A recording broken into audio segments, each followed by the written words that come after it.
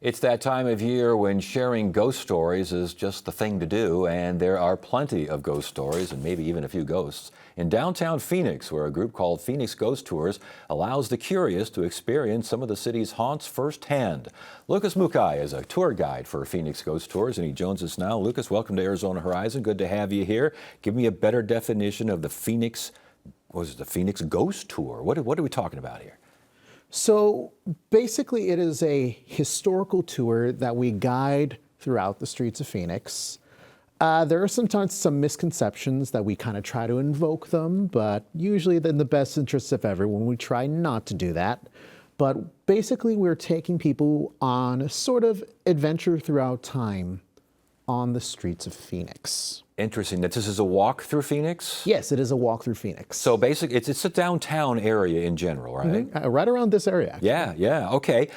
Includes the San Carlos Hotel. Let's just start with naming some buildings here. San Carlos Hotel. How is that haunted?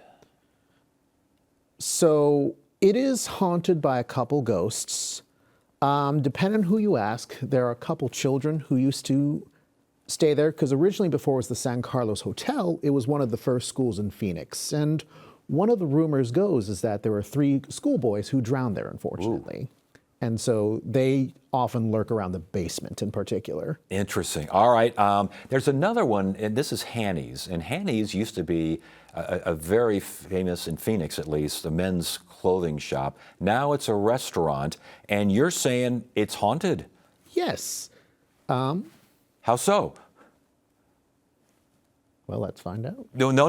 We need for you to explain what we're looking at here. So basically, as you go down into the depths of Hanny's, you'll notice a couple curious caricatures. Yes.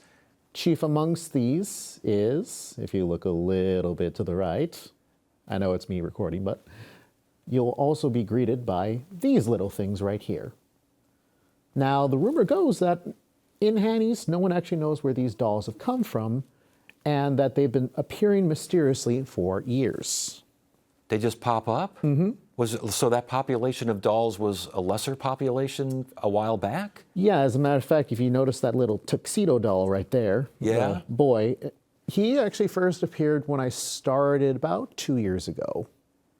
And he just popped up? Just popped up. And this is the basement of Hanny's? That is correct. Are they well dressed? I mean, Hanny's was a men's shop. I mean, do they look good? I mean, they do look pretty good as well. It's not on here, but there's like a headless Asian doll on the other side of the wall, Holy smokes. All right, so that's Hanny's, and that's haunted. Now, and obviously that's downstairs. I imagine older places with 2, 3 stories, those are the ones where you really get the haunted, the good ghost stories, don't you? Oh, yes. Because they're different places to go and that sort of thing. They got layers. Yeah, they do. And I want to talk about the Rawson House, and we have some video of the Rawson House.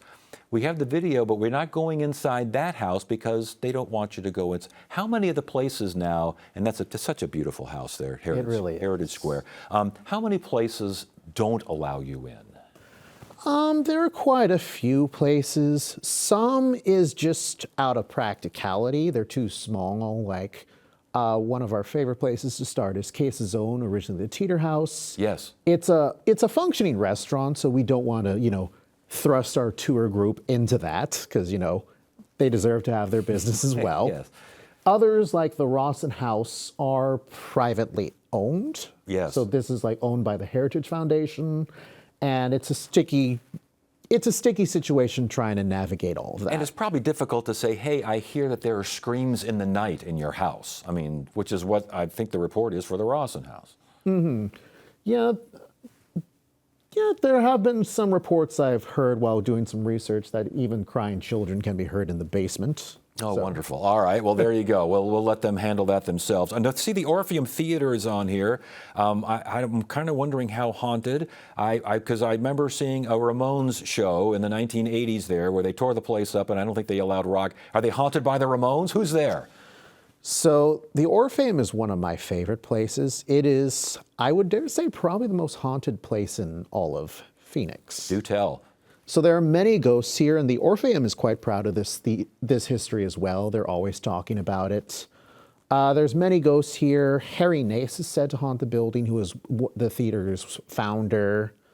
There's a ghost who, depending on who you ask, she goes by Maddie or Maggie. There's the theater cat Tom, Yes. because ghosts aren't just limited just to the anthropomorphic. Panther-sized female feline cat, correct? No, just regular house cat. Oh, I thought I had panther size. See, Oh, no. We're not even get the ghost stories right. Okay, before you go, more information. People are interested. They want to do a walking ghost tour of downtown Phoenix and find out about all the spooks and goops and goblins and whatever they are. Where do they go? They would just go to our website, phoenixghosts.com. PhoenixGhost.com. And how long does something like this last? We do these tours year round, so we have our many tours throughout the day. We have like regular hour tours at 8 p.m. We have hour and a half at 10:30 p.m. That's especially fun. We have ghost hunts where if you want less of the tour experience and you want to actually try to hunt them out for yourselves, Okay. respectfully, of course. Sounds good. Sounds We have good. that. All right, Lucas Mukai, thank you so much for joining us.